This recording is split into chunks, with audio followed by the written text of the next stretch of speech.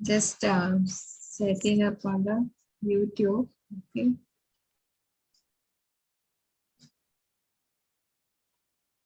Fine. So we'll start. Today we are in chapter 5, Karma Yoga, Action in Krishna Consciousness. Okay. So let us pay obeisance to Sri Radha Radha Govinda. Om Ajnana Timirandasya Nanaka Shalakaya Chakshumitam Mena Tasmai Shri Gurave Namaha Shri Chaitanya Manobhishtam Stapitam Mena Bhutale Swayam Rupa Kadamayam Dadati Swapadantikam Vandeham Shri Guru Shri Chutyuta Padakamalam Shri Guru Vaishnavscha Shri Rupam Sagarajatam Sahagana Raghunatvam Vitam Tam Sajivam Sadvaitam Savadautam Parijana Sahitam Krishna Chaitanya Devam Shri Radha Krishna Padan Sahagana Lalita Shri Vishakana Vittamscha He Krishna Karuna Sindhu Dino Bandho Jagatpate Gopesha Gopika Kanta Radha Kanta Namostute Tapta Kanchana Gaurangi Radhe Vrindavaneshwari Vishabhanu Sute Devi Pranamami Shri Priye Om Namo Vishnu Padaya Krishna Pastaya Bhutale Srimati Bhakti Vedanta Swamiti Namane Namaste Saraswati Deve Gauravani Pracharine Nirvishesha Shunyavadi Paschata Desha Tarini Jai Shri Krishna Chaitanya Prabhu Nityananda Shri Advaita Gadadhara Shivasa Adi Gaura Bhakta Vrinda Hare Krishna, Krishna Krishna, Hare Hare, Hare Rama, Rama Rama, Hare Hare, Hare Krishna. So, we did last chapter, in chapter 4 was on transcendental knowledge. So, that was a knowledge where Krishna talks about the history of Bhagavad Gita and how it came to the earth because he gave the signs to sun god. And then from sun god it has come to Manu and Manu to Ikshvaku. From Ikshvaku was ruling the earth at that time. So it came over 2 million years ago. So it's a legacy and it has come down from the Parampara disciplic section. And knowing the pastimes of the Krishna, his activities and why he has come and all, it's all Divyam, transcendental. Knowing that, well, many people who have understood have got liberated. And there are examples I've given as 12 Mahajanas, Brahma, Shambhu, Narada, Kumara, Sukadev Goswami, Kapila Muni, Janaka, Bhishma, Prahlad, Yavraj. These are the Mahajanas who have been liberated just understanding the transcendental knowledge about Krishna. Then he says that, and to the extent you surrender to me, to that extent he will be reciprocating to the devotees. So, and he also talked about Varnashramas, the society which he has created, where Brahmanas, Kshatriyas, Vaishyas, and Sudras, they all live together, cooperating with each other, and they will uplift the spiritual life for each other, because that's how it has been according to their guna and then they are according to the nature, they take up that ashrama and they continue their spiritual life. But that has been downgraded. That was there in the Vedic culture. Then he continued to talk about the Karma Yoga, where he talks about the karma, karmis, and the akarma, where you do the action, where work in full knowledge, which will have no reaction, but it is as good as being inactive, but it has all devotional service. Then he talked about how you can get the transcendental knowledge by going to a spiritual master. Tad vidhi pranipatena, by humbly serving him and inquiring from the spiritual master, you will get this transcendental knowledge. So, and that is, and because when he talks about saying that you have to do work for the Lord, then we should know something about the Lord, isn't it? Something about the knowledge we need to get. So this chapter was all about that. And now we'll come to this chapter. I think before we come to that, I would like to talk about some thoughts. I mean, there was some query, when thoughts keep coming in our mind and when you're chanting and all that. So about that, there's a power of habits, being there's a quote, we make our habits and habits make us. And how does this habit come about? It all starts with the thousands of thoughts which breeze through our minds every day. And because of that, when you watch, and it becomes words, and the words will turn into action. So they become your actions, and then they slowly become your habits. Slowly you might think, I'll just take one puff and thing, and slowly it becomes your habit. So it starts with the thoughts. From the thoughts, it becomes your words, and then to action. And when it becomes your habit, that becomes your character. And finally, your character will make your destiny. That is your life destiny. So there's a nice quote from Benjamin Francis. He says, the greatest discovery of our generation is by changing our thoughts, we can alter our life. That is our attitude. Or I think if you do that, you can really make a turnaround in your life. Okay. And also we have another quote where this is more apt, where it says, we are not human beings on spiritual journey, but we are spiritual beings on a human journey. So this we need to keep in our mind.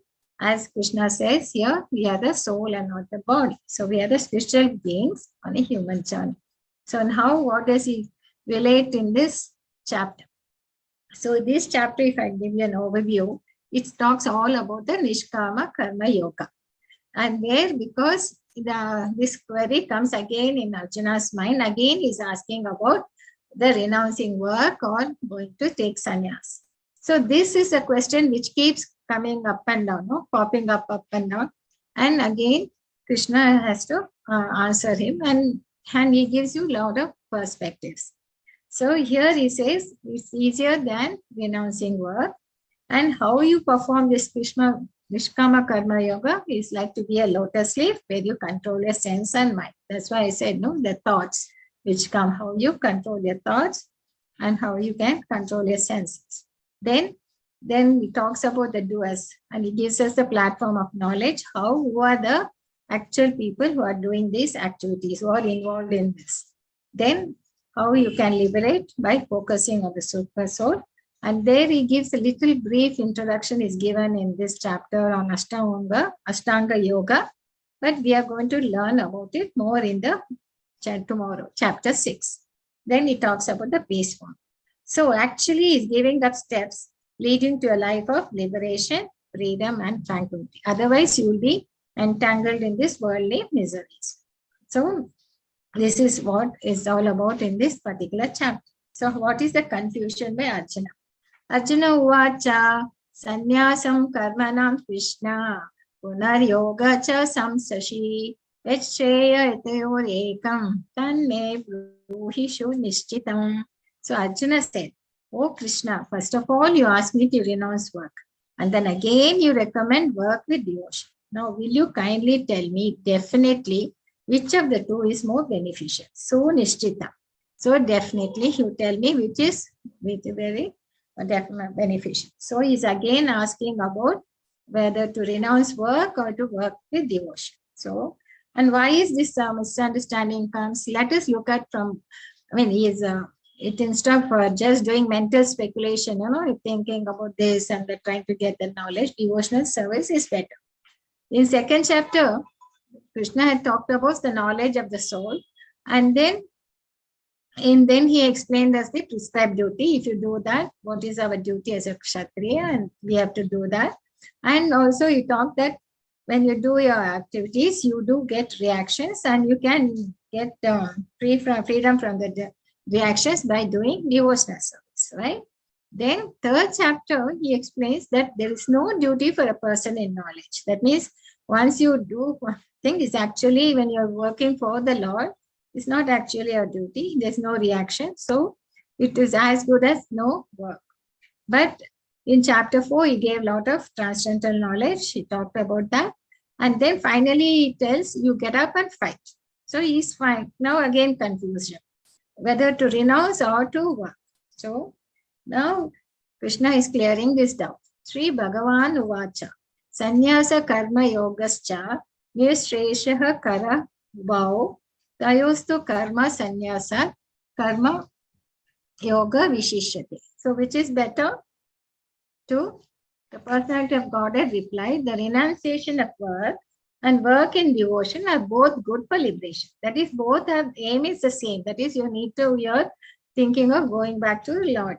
Okay, the goal is same in both the cases. But after two, work in devotional service is better than renunciation of work. So let us look at this word, renunciation, because it keeps coming up. What does actually renunciation we mean by that? So this proper understanding of this is given in Bhakti thing given by Rupa Goswami in his book, where he says, Prapaichakatya buddhya hari sambandhi vastunau mumuknubi parikyaga vairagya palagu katyat. When persons eager to achieve liberation renounce things related to the Supreme Personality of God, thinking them to be material, their renunciation is called incomplete. So what he says here is that, there are people like, Mayavadis who think everything is material and I should renounce all of it because I want to achieve liberation. So they will try to give up everything.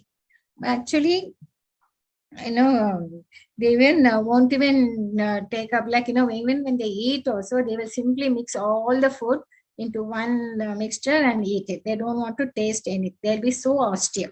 Because they want to get liberation. But they do everything they feel it's a luxurious. But if I can use that for the Lord's service, then it is not a luxury. See, like now I'm using this laptop for taking this class. So it's not a luxury. And same way, suppose somebody says, like he goes to a bank in India and he says, I'm renouncing this bank. Actually, the bank doesn't belong to him. Even just shouting that I'm renouncing, it doesn't make any sense, isn't it? Same way, renouncing, you have to be done in a proper manner.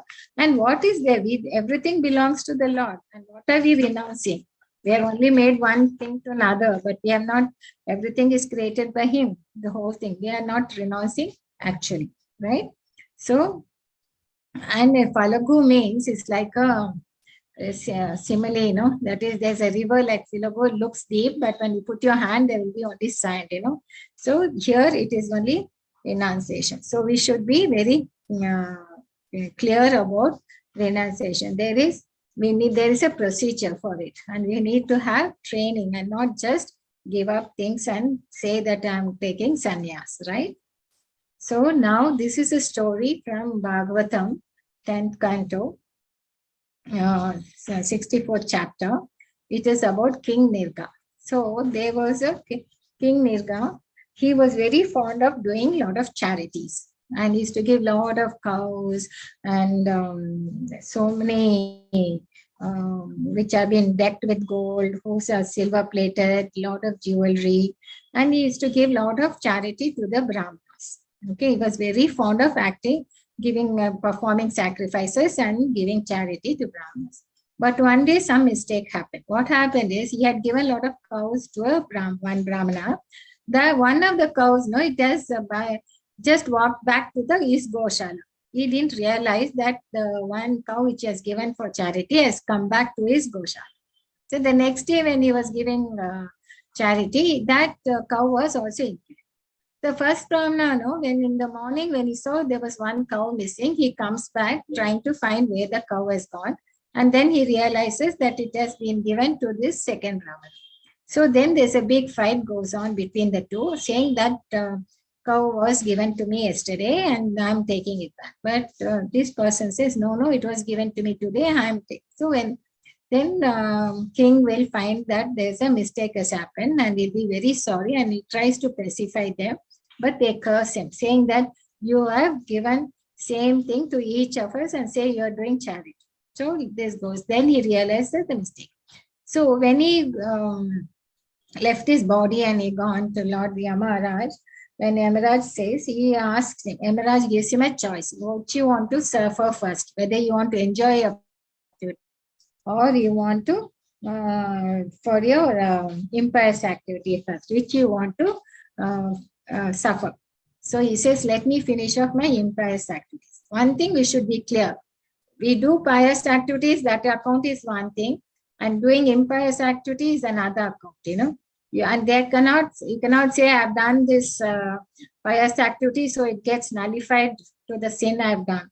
It doesn't get it. You have these two accounts are separate, and you have to enjoy or suffer accordingly. Okay, they don't get nullified. Then the oranges and apples don't become same.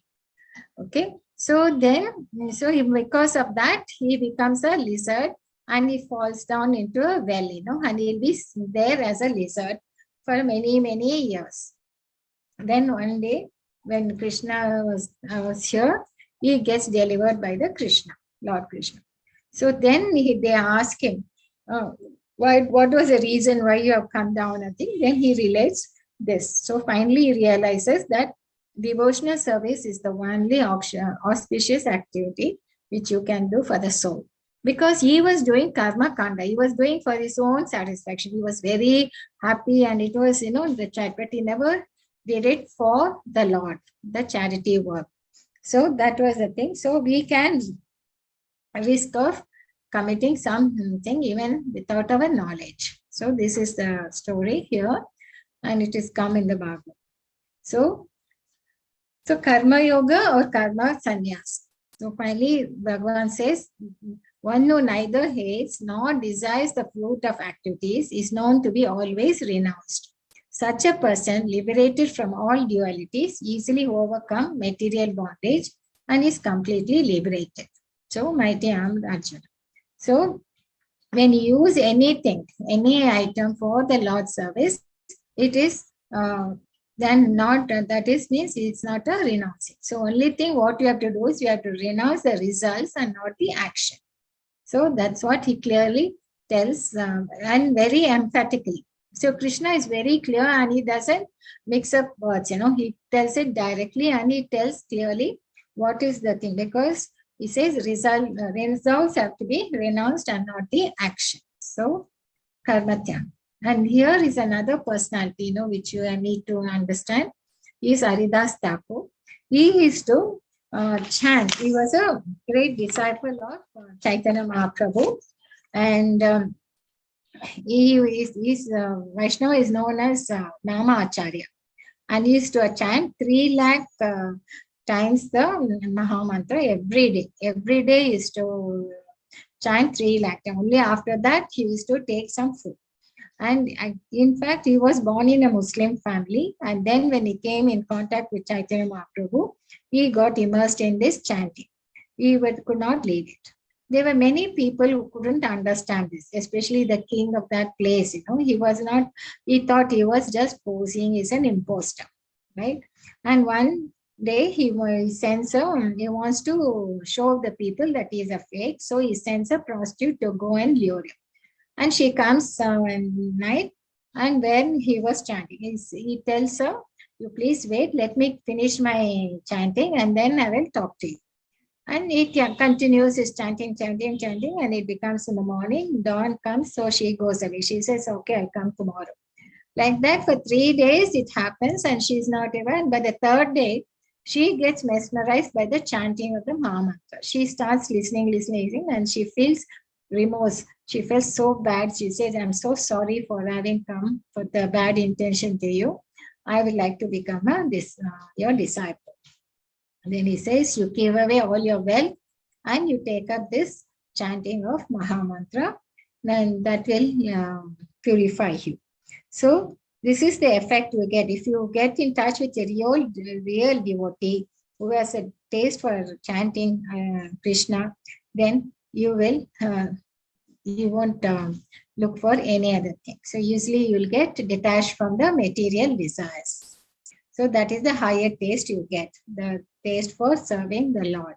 So now he continues to tell how to perform this Nishkama Karma Yoga. Okay. So Brahmanya Adya Karmani Sangam Tattva Karotiya Lipyate Nasa Papena Padma Patram Ivam Basa. So one who performs his duty without attachment, surrendering the results unto the Lord, is not affected by the sinful action, as the lotus leaf is untouched by the water. So he says it's not the devotional service is better, Then he says, who is rightly situated doesn't renounce anything which can be used for the Lord. So, and he does, that kind of person is not hating or desire. So here he gives an example of Prahlad Maharaj. No, they were all so determined in their devotional service, no, with the Lord. Even Dhruva Maharaj, when he was doing his meditation on the Lord, and he could get the darshan of the Lord, isn't it? So they were like, in their devotion, it was like they were like the lotus leaf, no, even if it is on the water, it doesn't get mixed up with it. It just leaves, stands there, isn't it?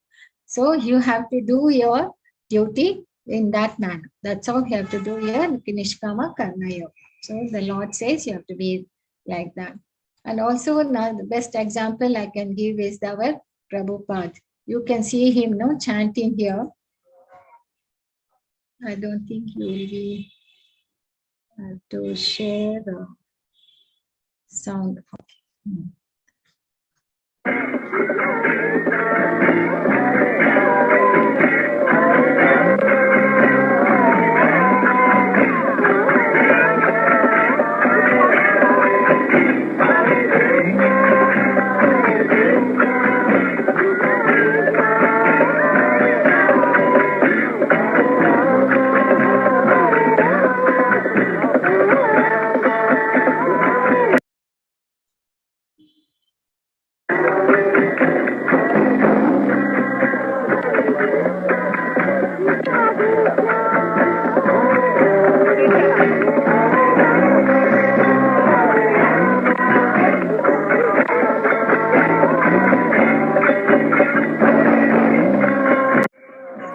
So you can see how he is so, and I know he's not affected. A lot of people around peace and things, but he is just focused on his mission, to give the Krishna consciousness to them.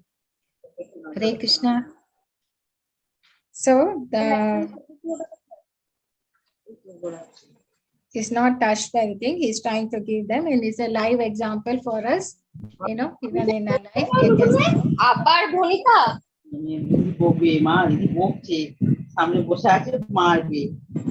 Hare Krishna, please.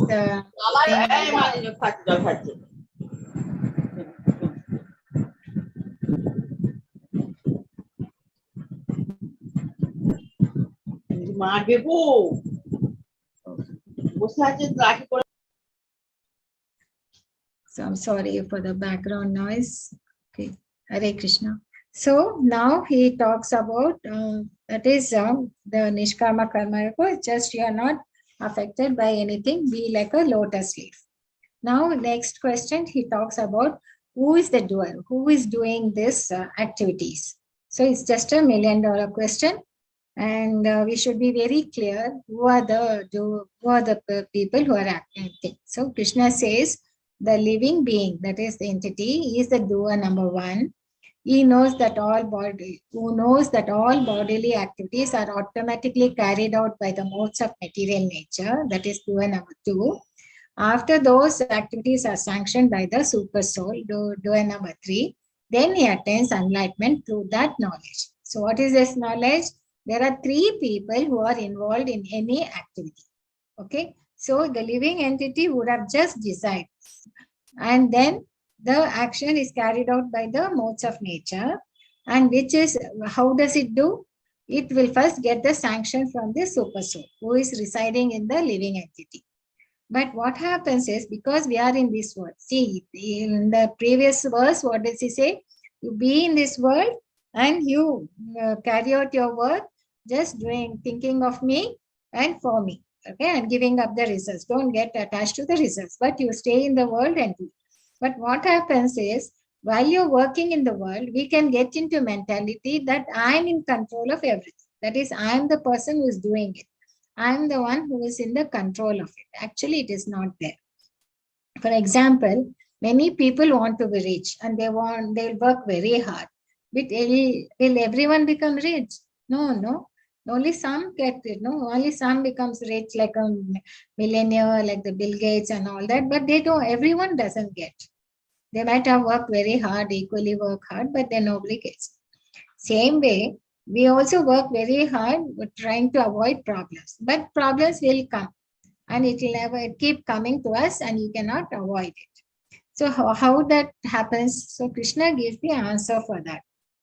He explains why. He says we might deserve something, but we will get what we deserve, not the thing. So first, by our desire, the jiva, that is living entity, he is the initiator.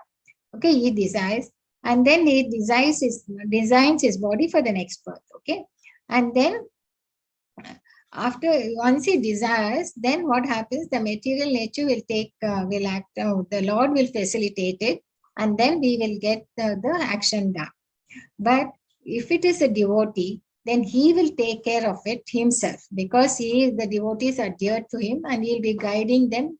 Okay. Whereas for non-devotees, he will give us what we deserve. So one thing we should know is that we are designing our destiny for the next birth. Whatever we have got today is due to our actions and the reactions we have earned in the previous births. Okay, that's how we have got this body, and we are in this thing with our quota of happiness and problems and all that. We have come with that quota. Okay, and now it's in our hands to design our next destiny in the next birth. So that depends. That is in our hand. We can desire. And if we focus, if you change our attitude towards the Krishna consciousness, that's what he says. If you understand this knowledge that we are not the doer, actually we are only initiating it, and Super Soul is the one who is sanctioning it, and by the modes of nature we are executing it, facilitating it. So if we understand this, then we can easily design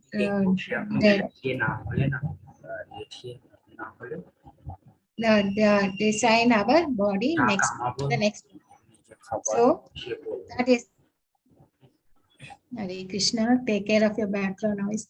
Then he continues to say you can also get liberation by focusing on the super soul. So when you use this knowledge to your focus on the super soul, then one can act in a transcendental way. Yas tad atmanas tat nishtas tat paranya Gachanti aponar abritam jnana nirtutta kalvasha. So this was the prostitute who gave up. Haridas Thakur will leave the kutir, and he says you do this chanting of Mahamantra in front of this Tulsi matter. Okay. So if you focus on the super soul and if you know who is the actual doer, and then we can easily get liberated by focusing on the super soul. And this is the who is advanced translators, who is the advanced in this Krishna consciousness. This is the humble sage who looks at every entity as a super soul in every entity, because he knows that everyone is a part and parcel of the Lord. Okay, so he, by virtue of true knowledge, he sees with equal vision a learned, gentle Brahmana, a cow, an elephant, a dog, and etc. as the same. Okay, he looks at everything. Vidya Vinaya Sampanne, Brahmane Gavi Hastini, Suni Chaiva Swapakacha, Pandithaha Samadashin. So he looks at everyone. He is the advanced translator. He sees everyone in the same. But doesn't mean that if somebody comes and hurts you, you cannot say that he is all same, and you have to defend yourself, isn't it? When someone comes and attacks you or sees you or sets fire, we cannot say I'm just an observer and things. We have to take care of ourselves. But a true and advanced sage is the one who has the equal vision to everything. An intelligent person does not take part in the sources of misery, which are due to in contact with the material senses. O son of Kunti, such pleasures have a beginning and an end, and so the wise man does not delight in them. So what we say here is, there are senses, which are, as we keeps telling, Krishna points out to that, our senses are the ones which lead us to the lust and desire, and they fall into anger and all that. And here is the flies who are they are attracted to the light, and when they get attracted to the light, they finally get burnt. And whereas here deer has got a very powerful sense of hearing. So what do the hunter do? They will play a nice music to attract the deer and try to catch them. That is this weak point. Whereas the bee is attracted by the smell of the flower and tries to go inside and gets trapped there. Okay. And the same way the fish, it has the sense of taste, and it tries to eat the bait and gets caught. Whereas an elephant thing, it gets caught by trying to reach a she elephant. That's how they catch in the forest. So each one of them which we have shown here, they have that particular sense, very strong ones. And that's how they get trapped. Whereas if the human beings, they have all the senses, eyes, ears, nose, tongue, hands are very strong. So we have to be very careful, because we get attachment to these sense objects will create fear, insecurity, and conflict. So we should be very careful in this thing. So finally, what does say the intelligent people say? The sages, knowing me as the ultimate purpose of all sacrifices, austerities, Supreme Lord of all planets and demigods, and the benefactor, well-wisher of all living entities, attain peace. How do the sages attain peace from the banks of miseries?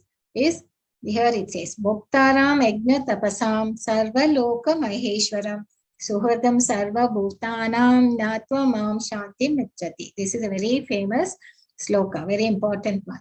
Bhoktaram Yajna Tapasam. He says, I am the Supreme Lord, is the one enjoyer of all the sacrifices and austerities. And he is Sarva Loka Maheshwara. He is the Supreme Lord of all the planets and the demigods. He is the Sarva Loka Maheshwara.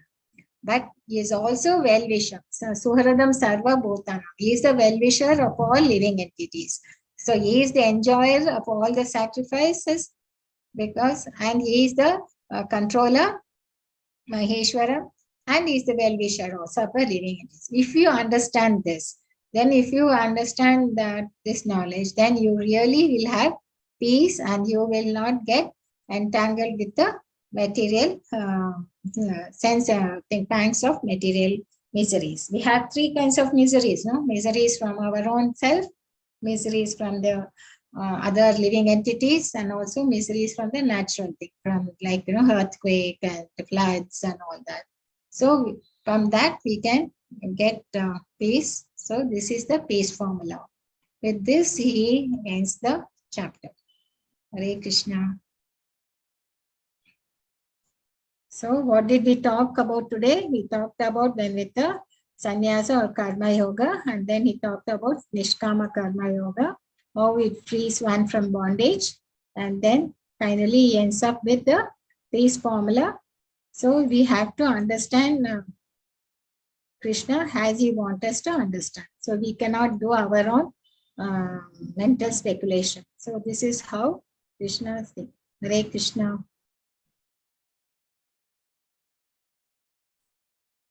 So Nishkama Karma Yoga. So it means it is renounce the results and not the action. And we saw the three doers, and also we saw the peace formula. So, and by this we are trying to, we can change our destiny. We have a desire, no doubt, but we should endeavor to do it towards the consciousness has to be shifted. And how you can be a Nitya Sannyasi, you have to be detached to the results, free from dualities, and does not, but you won't renounce the anything which could be used for the devotional service. He lives like a lotus leaf and is not touched by reactions of change. And this, with how you can follow, you have to follow a lot of regulative principles. In fact, this is the ones which Srila Prabhupada had insisted when to all his followers, they all follow this. There are no meat eating, no intoxication, no gambling, no illicit sex.